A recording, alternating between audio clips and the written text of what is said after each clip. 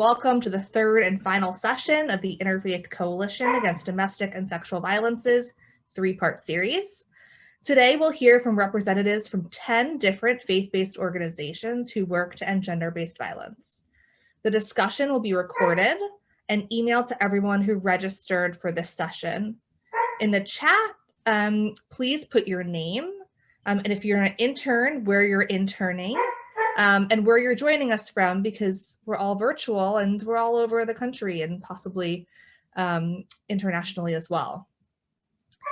Those who attend or watch the recordings of all three of the IC's three-part series sessions and complete a survey letting me know that you've done that will receive a certificate of completion. So you'll be getting that survey probably tomorrow, if not on Monday. So keep a lookout for that. And if you don't receive it, I'll put my email in the chat and you can let me know that you want to fill it out. The meeting is being recorded, as I already said, and there should be a transcription available ongoing throughout the meeting if you need that service or would like to utilize that. This session is going to be 90 minutes, different than the previous two sessions of 60, and it'll be broken into two parts. So we'll have the first 5 representatives speaking on behalf of Catholics for Family Peace, the Friends Committee on National Legislation, Karama, Muslim Women Lawyers for Human Rights, the National Advocacy Center for the Sisters of the Good Shepherd, and Islamic Relief USA. We'll then have a few minutes after those 5 representatives speak to ask any questions of those individuals. You can also put questions in the chat, and I'm sure they'd be happy to answer them as other people are speaking. Then the next group of representatives will speak, and they will represent Sojourners, the Religious Action Center of Reform Judaism, the United Church of Christ, the Sikh Family Center, and the U.S. Baha'i Office of Public Affairs. We'll then also have an opportunity there for a few minutes, hopefully, to ask any questions, and then I'll do a super quick close. Before we move into the program, however, I just want to introduce myself really quickly and the IC for those of you who maybe haven't watched the previous 2 parts of the series. My name is Dorian Karp, and I'm the Director of Policy and Advocacy at Jewish Women International. JWI's focus and mission is to empower women and girls and end gender-based violence. We do this work in the secular, interfaith, and Jewish spaces. JWI first convened the Interfaith Coalition in 2007 and now represents nearly 40 faith-based organizations who come together to work to end violence against women and girls, with a focus mainly on impacting and effectuating change through federal legislative advocacy.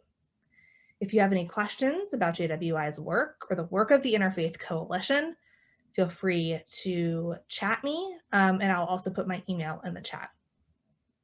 Now, I'm going to make Lori a host.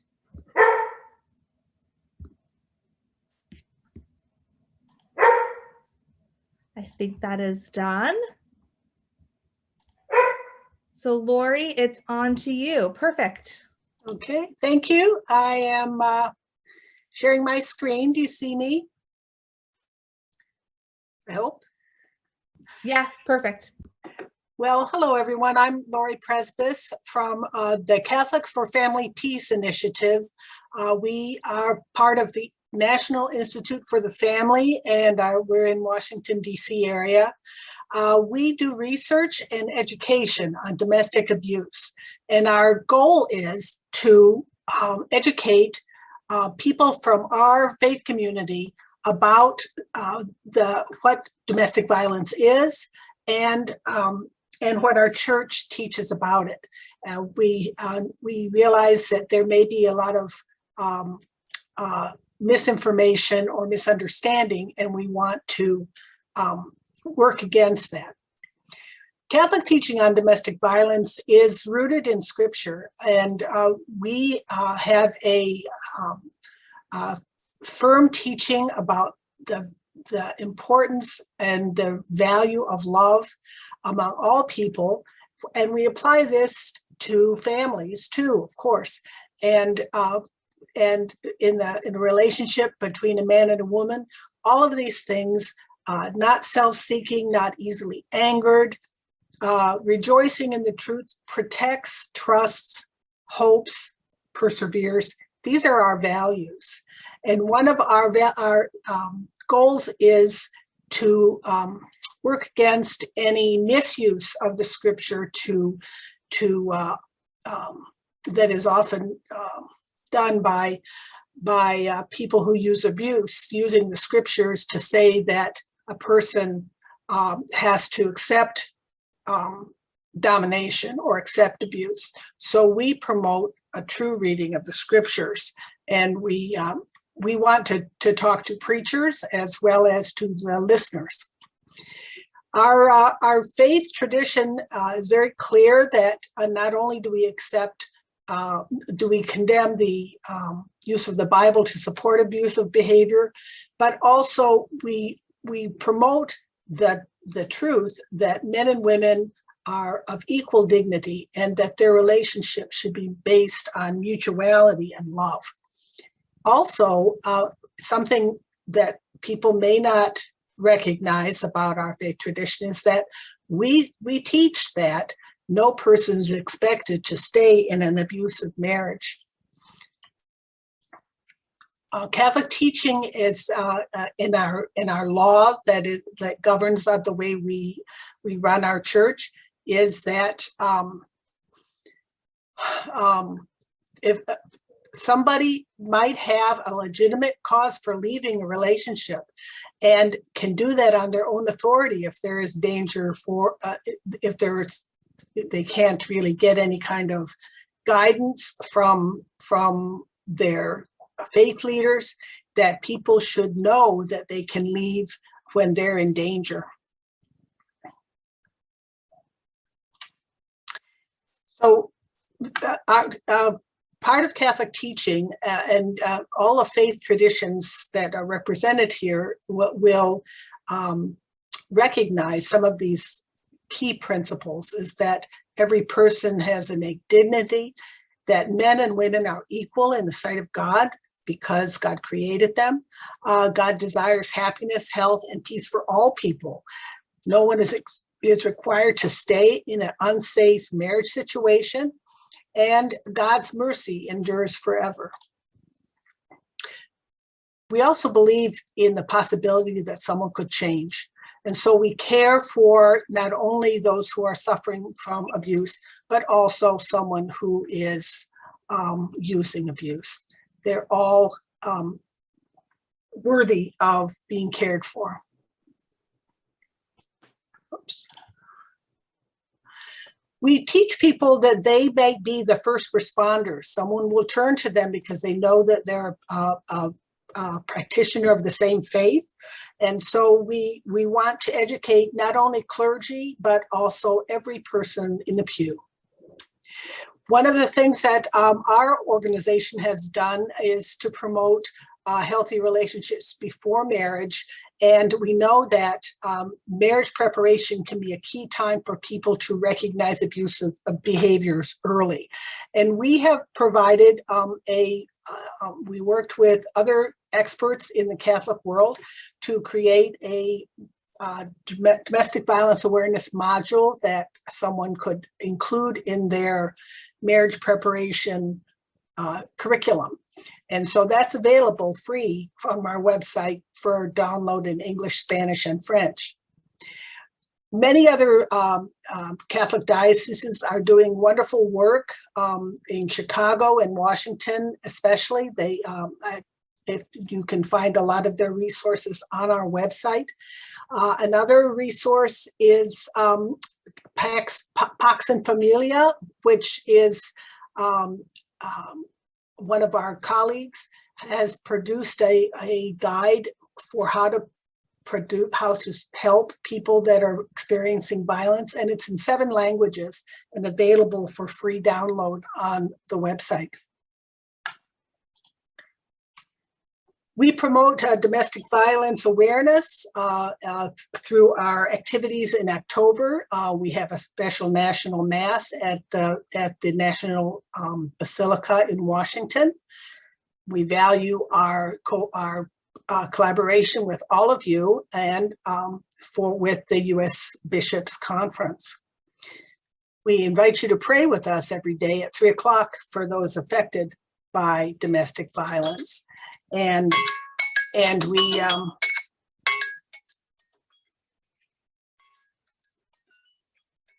don't know how to turn off my alarm. But so our goal is to provide this education, resources, and research that help pastoral leaders. It's amazing how many free resources and so much expertise and talent is available to you. And we try to be a clearinghouse for that. Thank you. Thank you so much, Lori. If there are any questions about the amazing work that they do, please put them in the chat, and I'm sure that between Sharon and Lori, they can answer it all for you. Lori, if you could make me the host back. I think Portia is up next from the Friends Committee on National Legislation and is not doing a PowerPoint. I am going to make you the host. Thank you. I admitted a few people while I was the host to have that power in my hands. And I should have introduced Sharon O'Brien, our director. Thank you. Okay, if it's all right, I'll get started. So hello, everyone. My name is Portia Skenador-Wheelock. I manage the Native American Advocacy Program at the Friends Committee on National Legislation, FCNL for short. So our organization mission, we're a national nonpartisan Quaker organization that lobbies Congress and the administration to advance peace, justice, and environmental stewardship. So I'll kind of talk about FCNL for a minute, and then I'll get more into the Native American Advocacy Program. So FCNL has two distinct parts. There's the lobbying organization, and then the Education Fund, which is a nonprofit that promotes civic engagement through education and training. So our advocacy team's network is made up of more than 1,500 Quakers and Friends from across the country. So if you don't know, Friends are people of the Quaker faith. They are using their power as constituents to make change in BC by building relationships with Congress, grounded in the Quaker teachings of mutual respect and listening. So our lobbying team are not exclusively Quakers. I myself am not a Quaker. I'm a member of the Oneida Nation of Wisconsin. And so I run the advocacy program as an ally to national tribal organizations and Native communities. So we lobby on legislation that will protect tribal sovereignty and treaty rights. But again, because FCNL is a Quaker organization, we follow the lead of tribal organizations and defer to them, organizations like the National Congress of American Indians. So VAWA, the Violence Against Women Act, is an important issue for tribes because 84% of Native women have experienced intimate partner violence, sexual violence, or stalking in their lifetimes. Non-Native perpetrators are responsible for 96% of that violence, but tribes lack the jurisdiction to prosecute, and the federal government only prosecutes about a third of the time. So my program collaborates with the National Congress of American Indians and the National Indian Women's Resource Center and other tribal leaders on a VAWA task force to lobby for improved tribal provisions that returns jurisdiction to tribes to protect their citizens. So the tribal provisions in VAWA are just a small piece of VAWA. VAWA, also advocates for all women and against violence in general. So my program also collaborates with other faith-based organizations. In addition to this Interfaith Coalition that's put on this event, I also chair a Native American working group for the Washington Interreligious Staff Community. So if you are interested in lobbying or federal policy in general, FCNL would be a great place to consider. You do not need to be a Quaker to work for the organization. We have summer internships that are paid, and that's more for like a broad introduction to federal policy and grassroots organizing.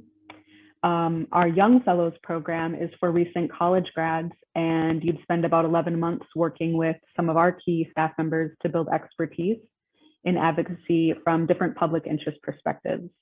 And that, again, that's paid and that is full-time. And then the last opportunity I wanted to tell you about is our Advocacy Corps. So that's a 10-month-long program where young adults between the ages of 19 and 30 get paid to organize their local community around federal legislation. So each Advocacy Corps sort of class, they focus on one issue during their 10-month program. So our outgoing class, they just worked on reforming national immigration laws for the past year. And we have a new incoming group that will be focused on environmental justice. So if that's something you're interested in, check out our website, fcnl.org. And really the purpose of all of those programs for young people is to invest in present and future leaders. And again, with our mission being, movements for peace and justice, it's important that we invest in training and resources for younger people to be a part of that enduring change.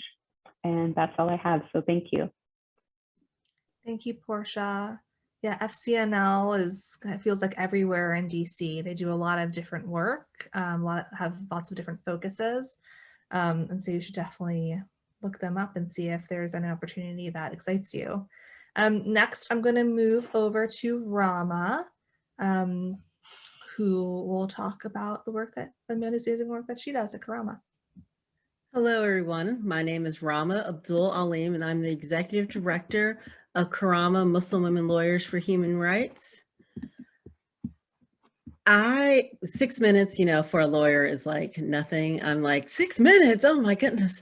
So quick background, Karama is an almost 30-year organization, a nonprofit founded in Virginia. And pulling off of what Lori said earlier, our name Karama means dignity in Arabic. So when she said dignity to all, I was like, oh my gosh, it's like we didn't even plan it. So we get our name from the chapter and verse in the Quran that we have given dignity to the children of Adam. So a lot of Muslims, when they hear our name, they know instantly what we're talking about because it means dignity.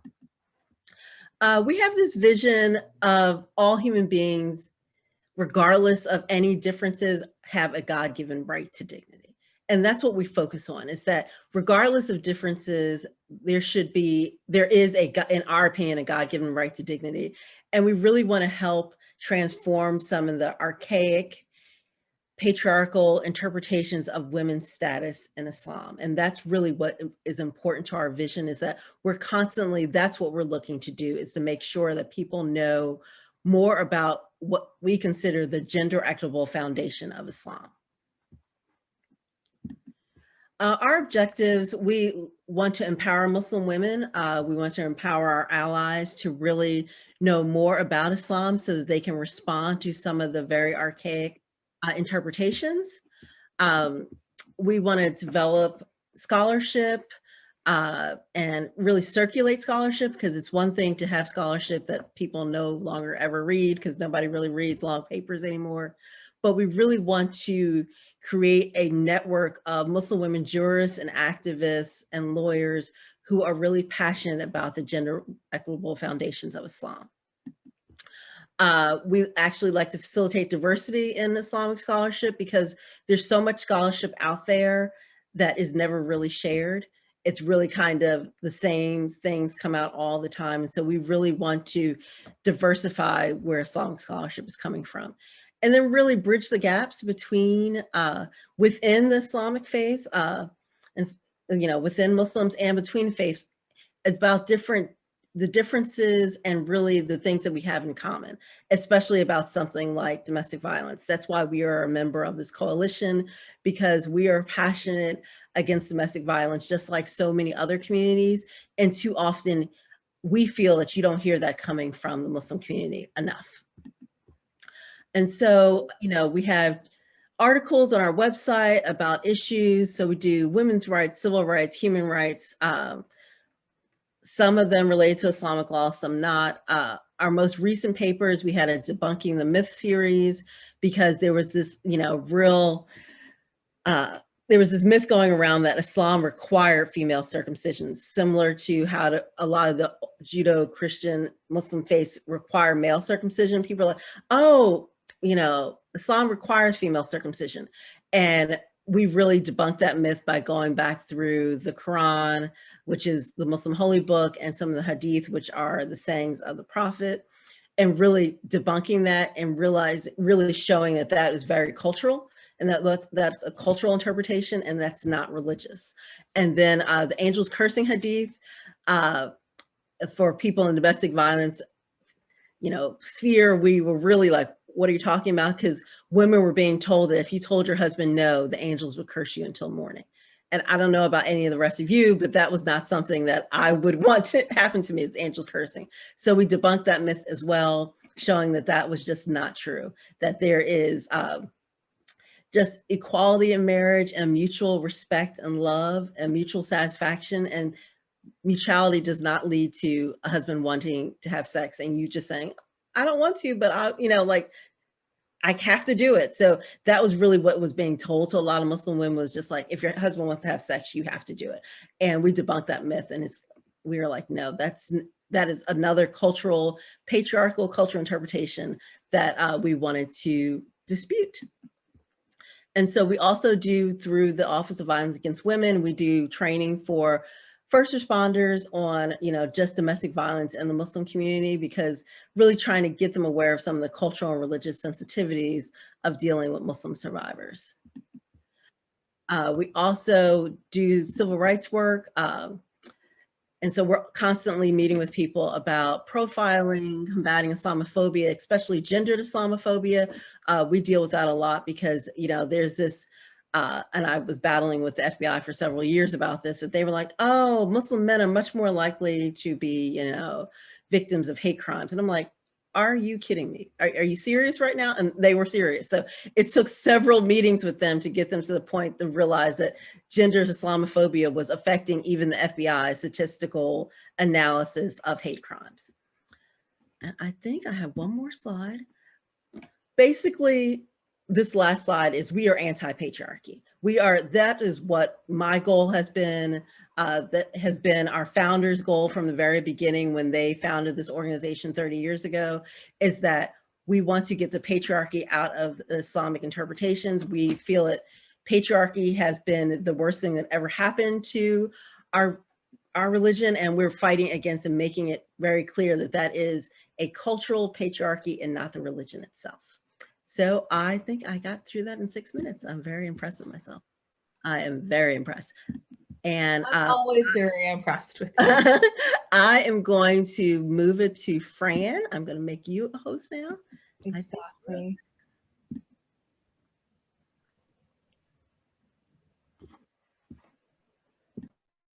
Thank you very much, Rama. Let me share my screen.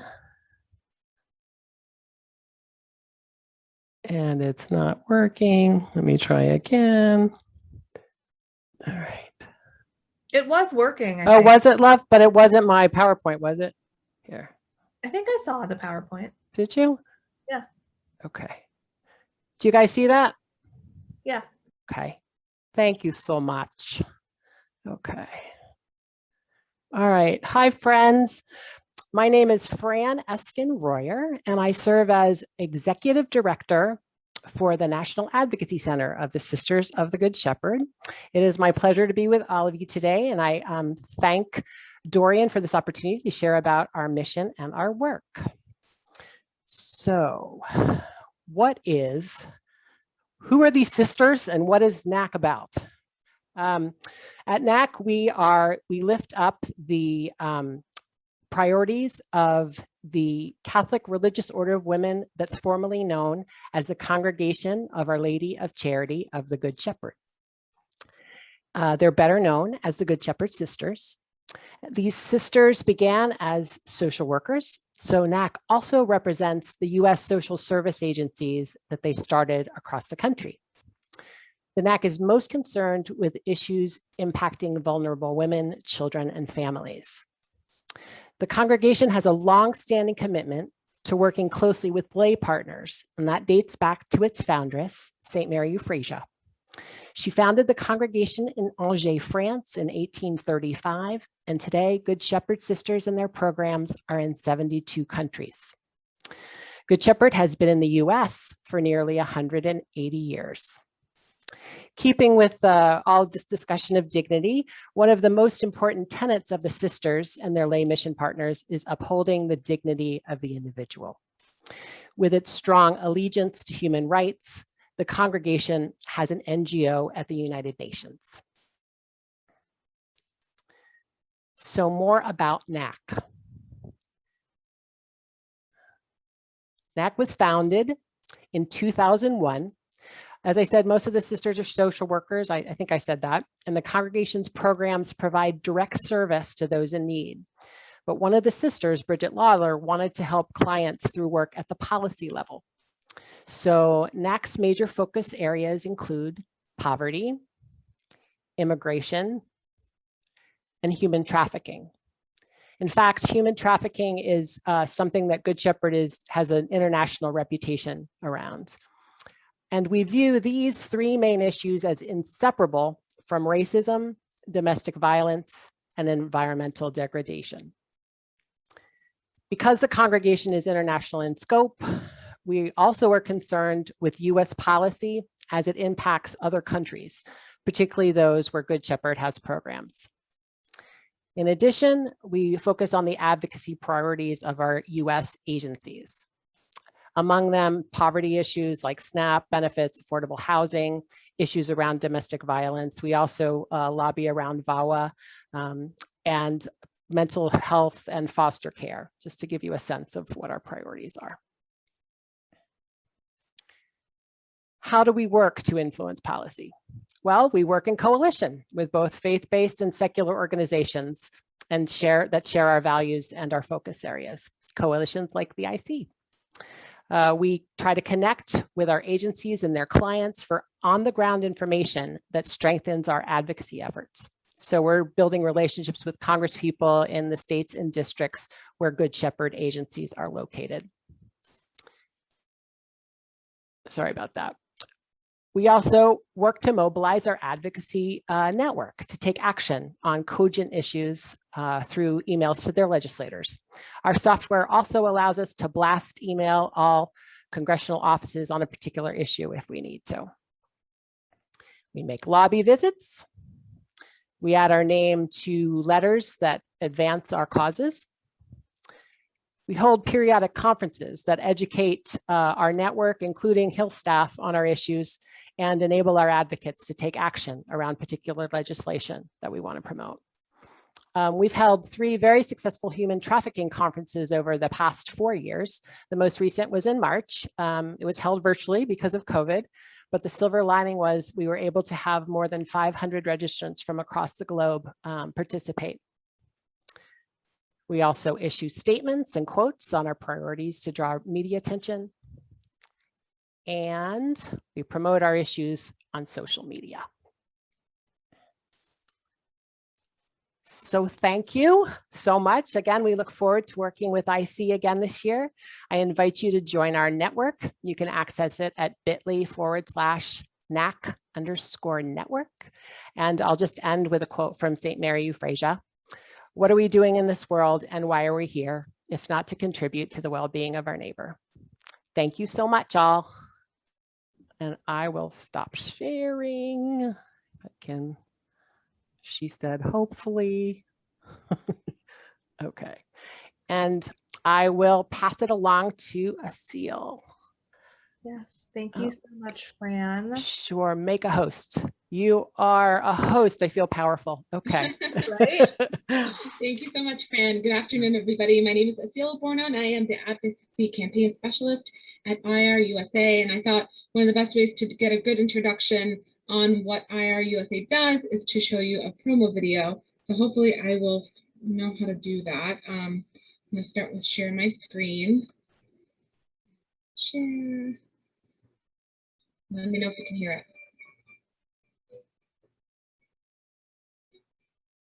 We are Islamic Relief USA. Ours is a story that begins at the grassroots almost 25 years ago in 1993. It begins with the hearts of a few men and women moved by stories and images of poverty and suffering in the world. Fueled and inspired in those early days by the generosity of a few donors who believed that together we can make the world better. From their sacrifice grew a worldwide network of tens of thousands of caring people who are changing the world one person at a time. Islamic Relief USA's work is guided by 5 values: custodianship, amana. Donations are a trust, and we take it seriously. Together, we get your aid where you want it. Compassion, rahma. We believe in the protection and dignity of every life, and we respond to suffering with compassion. Social justice, adab. We work to empower oppressed communities and help them realize their human potential. We're a voice for the voiceless, sincerity, ikhlas. We remember the roots this organization was built on, and it motivates us every day. It's why we appreciate the small victories along with the big ones. Excellence, ihsan. It's a sincerity that results in excellence that shows through the work we do. That's what has drawn major organizations to work with us, like the Red Cross, United Nations agencies, and the USDA. Together with our donors and partners, we are making waves across multiple sectors. We are at the forefront of emergency disaster relief, but we're not satisfied until our families achieve self-sufficiency. Here at Islamic Relief USA, we call it Working Together for a Better World. To learn more, visit irusa.org.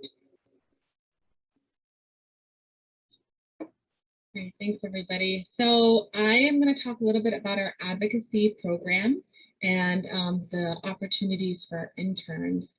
And so at Islamic Relief USA, advocacy means working together to amplify the voices and concerns of the communities we serve. So through our advocacy and lobbying efforts, we strive to build the public and political will to end poverty, hunger, and suffering in the United States and around the world. Our legislative priorities align with the following 4 United Nations Sustainable Development Goals: ending poverty, zero hunger, gender equity, and climate action. In addition to these 4, Islamic Relief also prioritizes advocacy for refugees and internally displaced people. IRUSA is a member of the following advocacy-focused organizations and coalitions: the Alliance to End Hunger, Charity and Security Network, Coalition on Human Needs, Coalition to End Gender-Based Violence, Humentum, Interaction, Interfaith Coalition Against Domestic and Sexual Violence, Interreligious Working Group on Domestic Human Needs, Interfaith Working Group on Foreign Assistance, Joint Learning Initiative, National Voluntary Organizations Active in Disaster, the Refugee Council USA, and U.S. Global Leadership Coalition. For public affairs internships, students only have to submit to public affairs at irusa.org the following: a 1-page cover letter, a resume, 3 to 5 pages of a writing sample, whether it's course reflection, policy memo, school newspaper, an article, or a blog. And just as a reminder, we engage with Congress, White House, and executive departments, multilateral organizations like the UN, World Bank, African Union, foreign embassies in DC, the traditional media and the press, humanitarian NGOs, anti-poverty advocacy coalitions, faith congregations, and other networks. So if you're interested in learning more about our advocacy work, you just go to irusa.org/advocacy, and all of the information will be there. Thank you. Thank you. All right, now we're going to turn it over to you all, the amazing interns and fellows that are here. You heard from 5 incredible leaders at their organization, some of which you're working at, others that you may not have heard about before. So this is an opportunity to ask any questions, get any information that you are seeking. This is your time.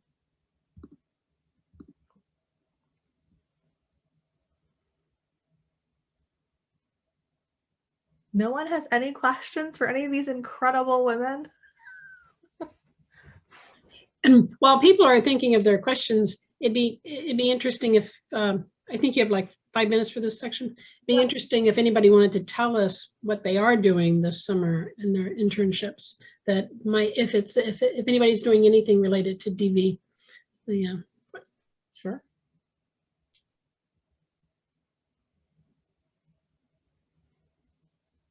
I'm always, while you're thinking, I'm always impressed with the commonality across faiths. Wasn't it interesting that everyone picked up on dignity? Rama, we've been working together for what, 10 years, and I didn't clearly realize that Krama meant dignity. So great, yeah, and how cool that Muslims know that. You know, I mean, even they so that was good. I did look. I did have a question. I looked up. Do you pronounce it hadith? Angels cursing hadith. Is that what you said? You were debunking the myths. Yeah. So if you could tell us more, hadith. The definitions made it sound like it was the collection of beliefs. So say just a little more about what that phrase means. I mean, the hadith part. Oh, hadith, yeah. Hadith, okay. So hadith just means it's the sayings of Prophet Muhammad, peace and blessings. Oh. And so they were collected, but there's a whole science similar to probably biblical sciences, stuff like that. There's a whole science on deciding whether or not hadiths are actually legitimate. So there's a science on like who heard it. You know, somebody who heard it, is it good? There's like all this. Yeah, we have that too. It's like, is it really part of the Bible? Or yeah, I'm sure all religious faiths have. It's just like, how do we know if that was actually said? And so it's a tracing back, and that's what happened with the angels cursing hadith, is that the hadith that people have been relying on had traced back to someone who had no direct connection. So then we're like, see, somebody. So basically, in my gist, a man who was angry decided to say that, and then it became legitimate, and then nobody questioned it until, you know, we actually did the paper who said, wait a second, he was born 300 years after the prophet died. He knew nobody who knew the prophet, you know, and guess what? He's lying. And so, I'm really, you know, that's like the kindergarten version, because I'm not, but that's basically what happened, is that we trace back, you know, in all those sciences, you know, trace back where it came from. And that's where the angels, our paper was all about, was that in tracing it back, we found that there was someone who, because the hadiths could be like good, okay, bad. Right. Yeah, we had the same thing. So good. Okay, so it's the angels cursing. Okay, it's that it wasn't found in the hadith. Yeah. Okay, good. Thank you. Rama, while you're talking, I'll keep you on the spot. You have amazing internship opportunities that run throughout the year. Do you just want to lift those up? Because I know a lot, you have many, and many are not Muslim. So do you want to just talk about? Oh yeah, so interns are our lifeblood. So they're my lifeblood. I would not survive without my interns. And there's no requirement that you be a Muslim, a Muslim woman lawyer. And right now, one of the blessings of COVID for me has been, I have virtual internships. So in the past, we had people who had to come to DC, but now it's like, you can be anywhere. I'd like for you to be somewhere in the United States, but I'm open for you to be anywhere in the world. But we have internships all semesters. So, right now I'm winding down the summers. I have them through August, and I have a fall interns coming in. And for fall and spring, I usually like at least 10 hours per week. The summers, I like for you to be as close to full-time as possible. But yeah, we're always having opportunities, and you can check it out on our website under careers, and the whole career section is for interns. So I'm like, interns, career. So yeah, definitely, if you have any interest in civil rights, women's rights, domestic violence, religious freedom, basically anything that you kind of think is like, oh, I'm interested in that, definitely check us out, because I can always put you in contact with one of my current interns. I believe I have 7, maybe 8 semester semester, so I constantly have a lot of interns. I usually only have law student interns during the summer, but I have undergraduate and graduate interns throughout the year. But I'm open for law student interns in the fall and spring as well. Great. Thanks, Rama, because I know some of these people are probably about to end their internships, right? We're like getting towards that time of the summer and trying to think through what do they do in the fall, so or in the spring. So that's helpful. Anyone else have anything that they want to lift up that maybe they didn't get a chance to do in their 5 or 6 minutes? I think we have a few minutes before we're about to move on to the second group.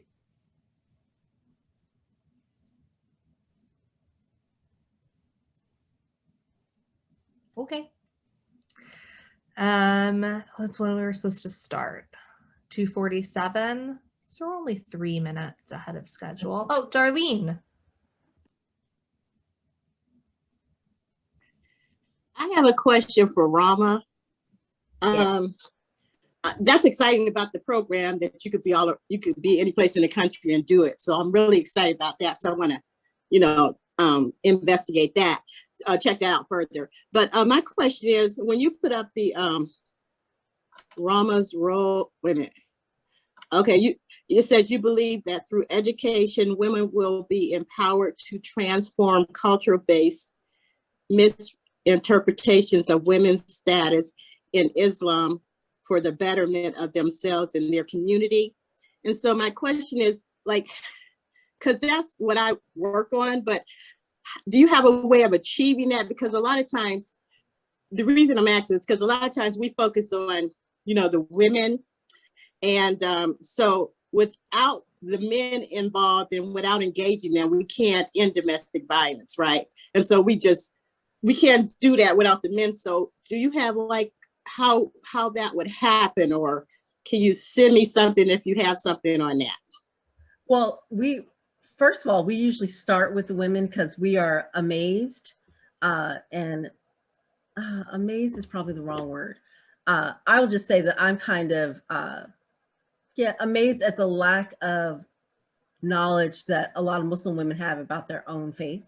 And so the lack of knowledge of what their faith even entails that's what we're trying to empower, is that a lot of times we get women who are like, that's what that says? Really? No one ever told us. And I'd like to give the story that I was in the Philippines in 2018, and we had Muslim teachers, like Sunday school teachers, you guys are more. And when I said, oh, they were asking a question to the presenter, and the presenter kept on saying, where is that in the Quran? And they were like, well, we don't have one of those. And we're like, you don't have the Muslim holy book that, I can have on my phone, like, what do you mean you don't have it? And you're a teacher. And so we realized that there's a lot of lack of information. So we're starting with women first. We also still do, like, our flagship program is usually women only, but the past 2 years, because it has been virtual, we have allowed men to attend as well. But it's surprising how so much misinformation and the myths that have been going around about Islam that people, even Muslims themselves, don't realize are myths or misconceptions. So we really start with teaching them like the basics of, do you know what this means? Like, for instance, a lot of Muslims are like, oh, our Adam and Eve story is just like the biblical one. That's incorrect. Like that is not, we don't have the same, story. We don't come from Adam's rib. We come from a single soul. So that's a huge difference. But for so many Muslim men, it starts with, oh, you came from my rib. That means you have to listen to everything I'm going to say because I am, in charge, and you wouldn't be here without me. And we were like, see, you're coming from the wrong starting point because you don't realize that we come from a single soul. And so we were equal because we both came from a soul. So it's 2:47. I'll leave it at that. But definitely, I'm going to put my email in the chat, and please email me. We can set up a time to talk. Yes, thank you. I appreciate that. Bless your heart. Thank you, Darlene, for that question. I think it's really important. And I think a lot of the organizations that are on this call do work to try to do outreach to men and get them involved. The allyship is obviously so important. So many of the leaders in these communities are men, and getting them involved in the work and understanding the textual piece as well as like the cultural piece is so important. So I know a lot of the organizations do that work. I will now turn it to Paula from Sojourners to kick us off for the second half of this fabulous experience.